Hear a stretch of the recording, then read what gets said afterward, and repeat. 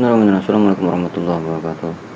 Alhamdulillah ala binikmatillah wala haula wala quwwata illa billah. La ilaha illa anta subhanaka inni kuntu minadh dhalimin. Allahumma sholli ala sayyidina Muhammad wa ala ali sayyidina Muhammad, amma ba'd. Rahayu untuk kita semua. Rahimani rahimakumullah. Ini mau tahu ciri-ciri seorang yang terkena sihir atau santet ini. Kebetulan ada ikhwan kita yang mengalami gangguan yang tidak wajar. Kalau menurutnya seperti itu. Tidak wajarnya itu apa aja, itu kan? Tidak wajarnya apa aja. Dan kita juga mau cari tahu atau informasi apa yang bisa kita dapat jika seseorang itu memang benar-benar terkena sihir. Pelet, mahabbah atau yang lainnya gitu kan. Jadi sekalian kita bersihi, sekalian kita tanyakan gitu kan, barangkali nanti para ikhwan semua yang menonton di sini ada yang mengalami gejala-gejala tersebut gitu kan. Dan nanti juga ada cara penanganannya seperti apa dan cara biar tidak bisa masuk itu dengan apa gitu kan. Langsung saja kita panggil. Jadi sebelum masuk ke konten kita seperti biasa, untuk di subscribe yang baru datang dan di like yang sudah subscribe. Jangan ditonton saja, dikasih parkir. Bismillahirrahmanirrahim. Dengan jinsang yang nurcahaya warna yang dalam tubuhnya perempuan yang bernama, dengan sang yang nurcahaya warna gaul yang tertantar jasadnya bikin sakit ketakutan insyaallah. Masuk ke sini.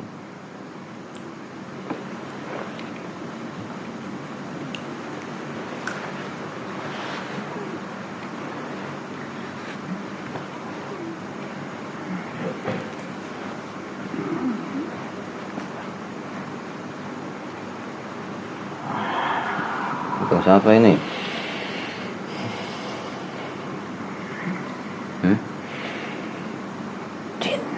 Bangsa jin. Jangan bohong loh ya. Kalau berbohong tangannya meledak pun bahaya. Kalau berbohong dikunci, menjensang yang nurcahaya. Kalau berbohong perkataannya tangannya meledak perlahan. Dari mana?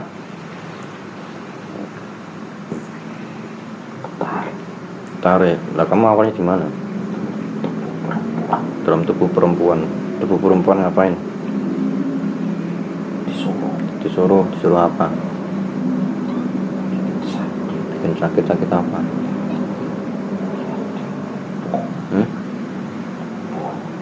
Jangan bohong. Biar lumpuh.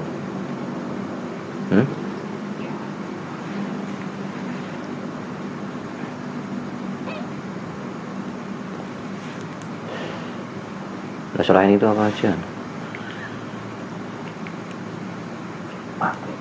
Intinya belum mati.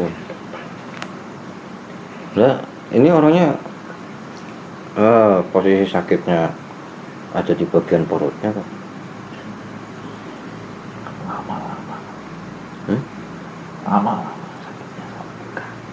Lama-lama sampai ke kaki.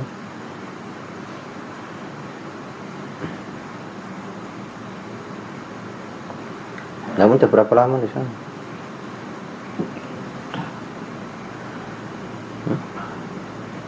Udah lama.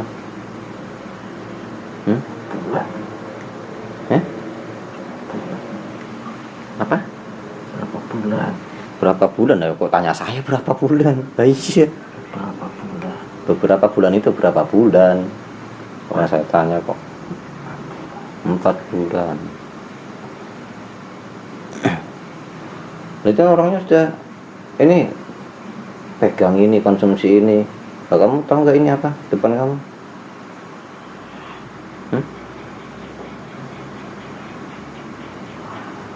Ini di sini nih.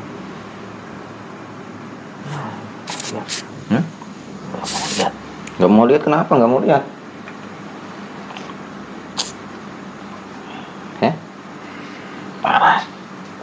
panas.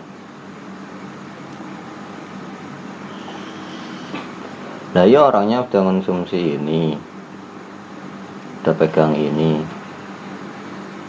Yang dirasa bangsa kamu kalau orang-orang yang terkena seperti kamu ini masuk dalam tubuhnya apa emang? Nggak betah. Nggak betah tapi tetap masih di situ. Ya kami cari waktu biar bisa masuk lagi. Oh, cari waktu biar bisa masuk lagi. Nah, ini kalau ciri-ciri orang yang ada bangsa kamu dari jenis sihir itu dan yang lain-lainnya itu apa aja?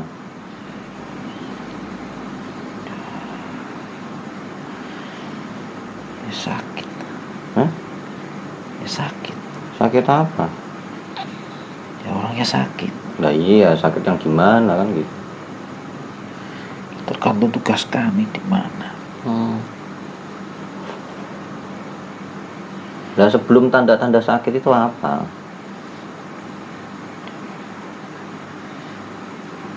Ingat loh, jangan berbohong ini. Itu di atasmu ada bom waktu. Kamu bohong langsung meledak tanganmu, merata langsung ke tangan-tangannya, ke tubuhnya.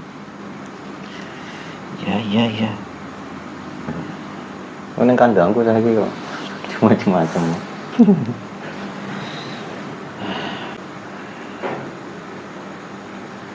Ciri-ciri. Jawab. Itu sakitnya kan waktunya tertentu. Sakitnya waktunya tertentu. Iya. Sakit seperti misalnya sakit perut atau pusing gitu. Iya kan waktunya ada. Oh, Malam ya malam. Pagi.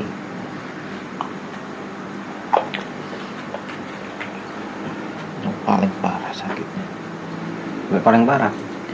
Yang terasa paling sakit itu ya waktu-waktu itu.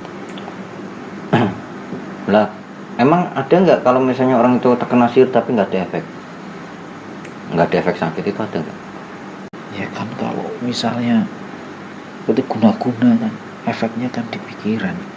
Oh, betul-betul. Bukan di sakitnya. Ya, tergantung tugas kami disuruh apa. Tergantung tugasnya disuruh apa. Ya. Nah kalau tadi cara biar seseorang itu tidak kena atau bangsa kamu itu tidak masuk itu dengan apa? Takut sama orang ibadah. Orang ibadah. Ada yang benar. Yang benar ini yang gimana? Ada cahayanya. Cahaya yang kamu lihat cahaya itu cahaya yang seperti apa? Ya, seperti di situ. Seperti di sini. Enggak, dalam penggambarannya terlihat jadi tahu. Kalau misalnya ini jasad saya misalnya itu kan. Iya. Itu ada apanya? Ada cahayanya. Yang spesifiknya gitu kan. Maksudnya orang yang nggak akan terkena bangsa kamu, nggak bisa, bangsa kamu itu nggak bisa masuk selain bentuk cahaya. Nah, ini apa? Keimanan apa itu? Keimanan. Keimanan. Nah, ini kan banyak juga orang-orang yang saya pegang itu, yang pernah saya pegang ibadahnya ya luar biasa. Bahkan sampai saya juga merasa kalah gitu kan. Ibadahnya luar biasa. Ibadahnya lahir saja. Ibadahnya Lahir saja. lahir saja. Lahirnya. Lahiriahnya ibadah. Batinnya kemana-mana. Batinnya kemana-mana. Oh, jadi yang bikin kamu nggak bisa masuk itu kalau seseorang itu ibadah lahir dan batin. Ya, kalau ingat yang itu yang menciptakan manusia itu. Oh, yang menciptakan manusia berarti ingat ke Allah. Ya itu. Oh, seperti itu. Jadi hewan rahmatullah. Nih salah satu solusi lah waspadanya kita, waspidanya kita biar tidak terkena bangsa-bangsa gaib itu tidak masuk, salah satunya itu dengan apa? Dengan ibadah yang zahir batin. Yang zahir batin itu gimana? Nah, nanti bisa tanyakan sama aku di sini. Nanti kita ajari, insya Allah ibadah yang secara zahir dan secara batin. Jadi secara lahiriah kita ibadah, secara batin kita juga ibadah. Insya Allah kita baca bersama-sama.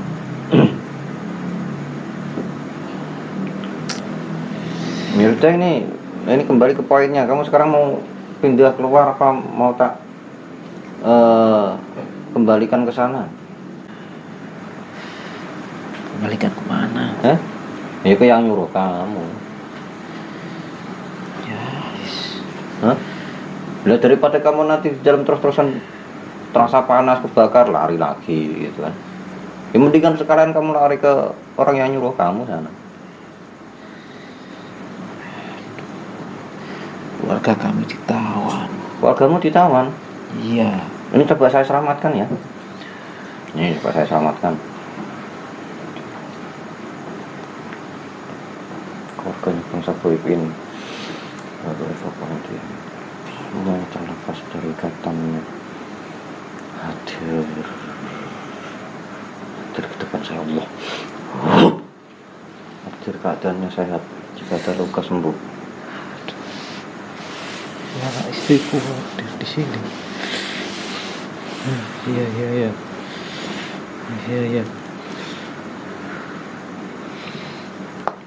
Sudah hadir belum ya? Sudah. Gimana keadaannya itu?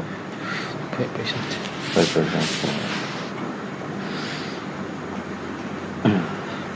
Apa kamu mau ikut saya aja jadi Islam?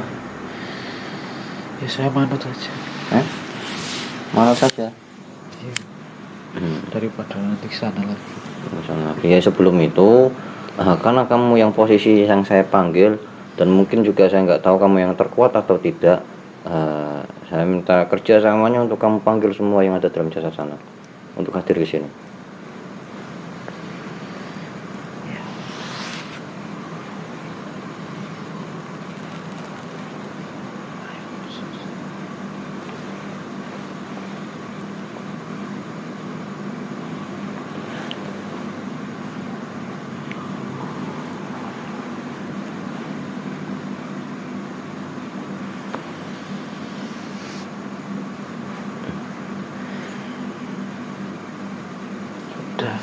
Sudah.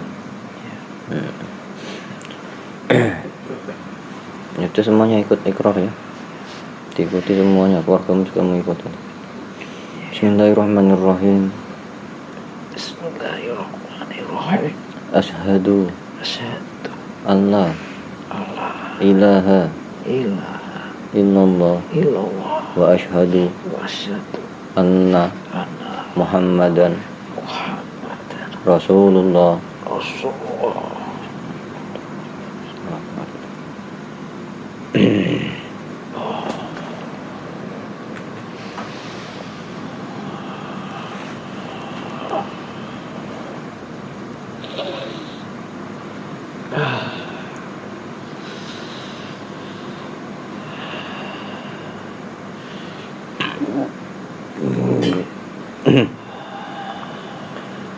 Dengan warahmatullahi perkataan bangsa gaib yang belum ternetralkan. Jadi ini saudara kita yang berhubungan dengan saya. Kalau penanganan jarak jauh sudah saya pegang ini, gitu kan. Jadi udah ada imbasnya gitu kan. Karena pembersihannya juga nggak bisa sekaligus, ya seperti itu. Ini sudah, ini sekarang sebelum kamu melanjutkan tugas yang sudah Islam, itu pasti di dadanya ada tugasnya ya. Sebelum kamu melanjutkan tugasmu jadi Islam, ini kamu kembali ke sana, ke tempat ke jasadmu yang dulu, yang kamu tempati, yang kamu grogotin tubuhnya. Kamu ke sana, kamu ambil semua yang dalam jasadnya, apapun itu bentuknya yang akan menjadikan penyakitnya, efek-efeknya atau racun-racunnya, semuanya dipanggil, semuanya diambil, semuanya dibersihkan, semua dipindahkan. Kalau sudah selesai, kamu boleh melanjutkan tugasmu. Jadi ini bentuk pertanggungjawabanmu seperti itu. ya. Ya, siap. Ya sudah, langsung keluar dari jasad ini, langsung Terima dikerjakan. kasih sudah untuk keluarga saya. Iya, sama-sama. Salam. Pamit dulu. Iya, silakan. Assalamualaikum. Assalamualaikum warahmatullahi wabarakatuh.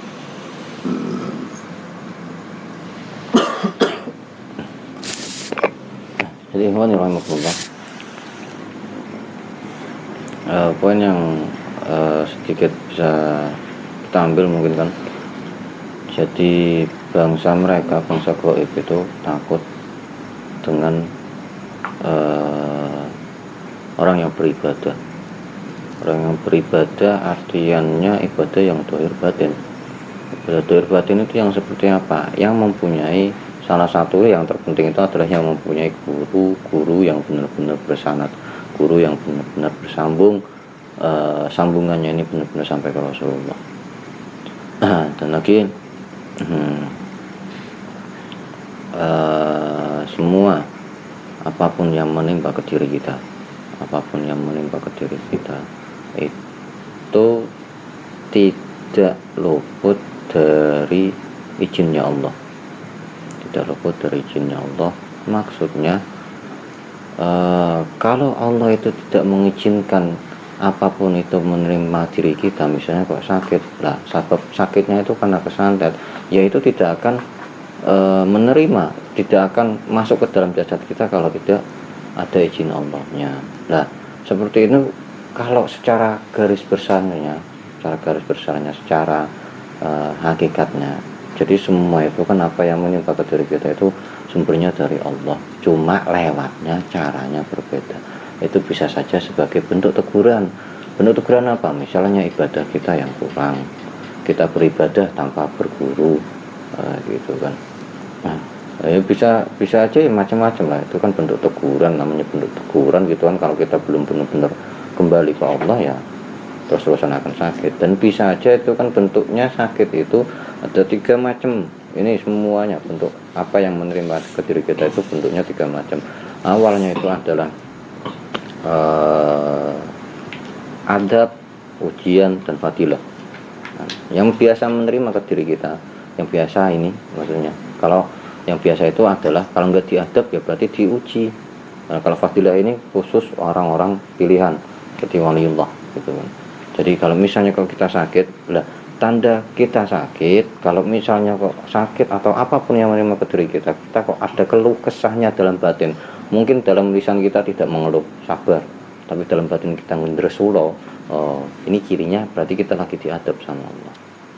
Nah, kalau kita kok sabar, dalam lisan kita sabar, terus ibadah kita semakin kuat gitu kan, itu namanya ujian. Kalau ujian itu pasti cepat berlalu. Kalau ujiannya sudah selesai, sudah lulus ya akan selesai gitu kan. Nah, kalau diadab itu harus ada taubatan. Makanya di sini kebanyakan yang sudah pernah berinteraksi atau komunikasi dengan saya itu pasti saya suruh taubat gitu. Nah, bisa saja gitu kan, kemungkinan ada kesalahan-kesalahan masa lalu yang sebagai bentuk teguran, makanya harus ditaubati. Mungkin itu aja dari saya, sekian. Semoga ada manfaat dari konten kita hari ini. Barangkali yang mau order ini produk seperti ini, produk guru saya, nanti bisa hubungi adminnya, Mas Subhan di bawah. Ihdinas siratal mustaqim. Wallahu a'lam bishawab. Wassalamualaikum warahmatullahi wabarakatuh.